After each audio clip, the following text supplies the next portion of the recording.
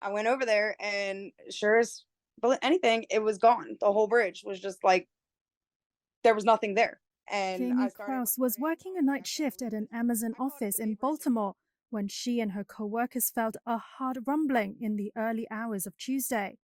What she experienced was a container ship smashing into the four-lane Francis Scott Key Bridge in darkness. The bridge collapsed and sent cars and people plunging into the river below. Baltimore officials said several vehicles plunged into the water and as many as 20 people could be in the river. Rescuers pulled out at least 2 survivors.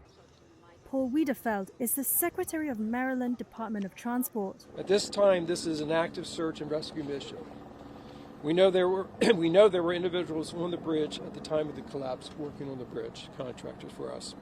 ABC News, citing an unclassified U.S. intelligence report, said the ship lost propulsion as it was leaving port, and the crew on board notified Maryland officials they had lost control of the vessel. Tuesday's disaster may be the worst U.S. bridge collapse since 2007. Maryland Governor Wes Moore declared a state of emergency to quickly deploy federal resources to deal with emergency. Baltimore Police Commissioner Richard Worley said there was no indication of terrorism. Traffic was suspended at the Port of Baltimore until further notice, according to Maryland transportation authorities. It is the busiest U.S. port for car shipments, handling more than 750,000 vehicles in 2022, according to port data. David Knight is a specialist advisor at the Institute of Civil Engineer in the UK. It's extremely unusual to have a bridge collapse caused by a ship impact. We do get instances of ship impact on piers, but normally piers are designed to accommodate a certain level of impact from ships. The ship was identified by LSEC ship tracking data as a Singapore-flagged container ship, the Dali. Synergy Marine Group, which manages the ship, said all its crew members had been accounted for and there were no reports of any injuries. Maersk said in a statement that the Dali was chartered by the shipping company at the time of the incident. That's where the key bridge used to be. You can see where it left in. Right there is the ship with the bridge on top of it. There's another pylon. And then there's the other side of the bridge.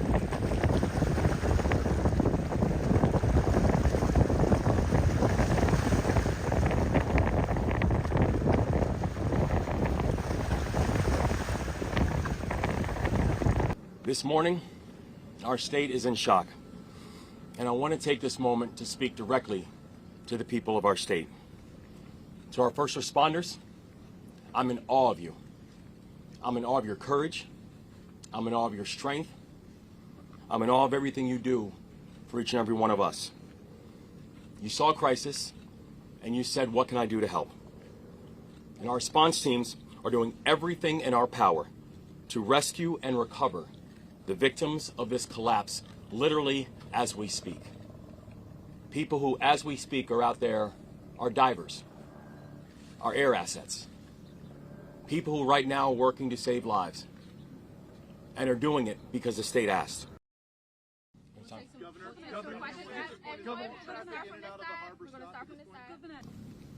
And to the people of Baltimore and each and every one of the 6.3 million Marylanders who call our state home, I recognize that many of us are hurting right now. I recognize that many of us are scared right now. And so I want to be very clear about where everything stands.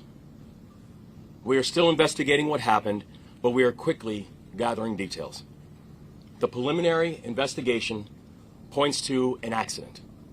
We haven't seen any credible evidence of a terrorist attack. Our administration is working closely with leaders from all levels of government and society to respond to this crisis, and not but just by addressing the immediate aftermath, but also by building a state that is more resilient and a state that's more safe.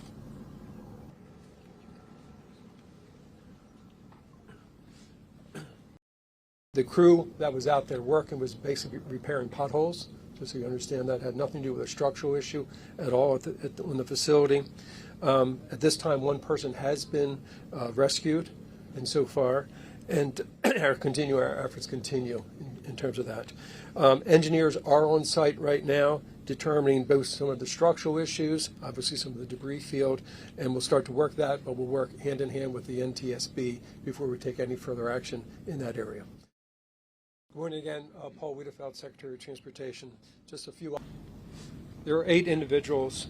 6 are being searched for right now. One is was taken to the hospital, and one is not in the hospital that we're speaking to. So 6 unaccounted for? Yes.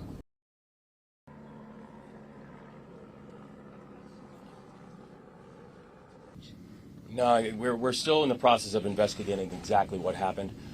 So we don't have any further details about whether or not it was inevitable or not. No structural issue with the bridge? No, there was. In fact, the bridge was actually fully up to code, so we have no further information about what happened during that time. Governor, any thought on time? Thank you all.